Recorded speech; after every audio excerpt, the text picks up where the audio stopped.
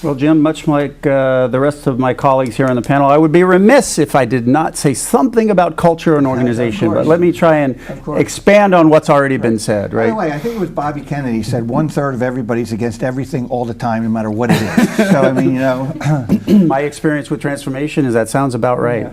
Yeah. On the topic of culture, what I've seen pretty consistently across government is that we talk a lot about air cover or support at the top in order to overcome cultural challenges, and I think that's an absolute necessity. But I think with the degree of change that's required now, it requires more than just air cover. It requires leadership engagement throughout the cultural change process in order for that to take. Because change, and particularly from a culture standpoint, tends to have a rubber band effect. Sure. You turn around and it snaps back to its original form while you're not looking. So you have to kind of continuously come back to it, and you have to lead from an engagement standpoint.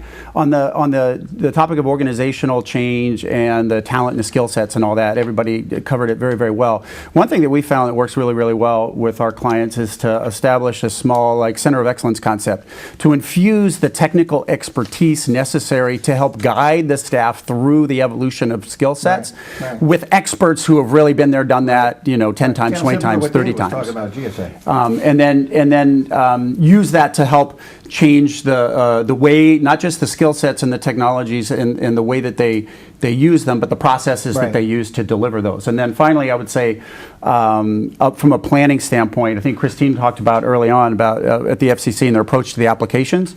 Cloud is not as much a destination as it is a journey.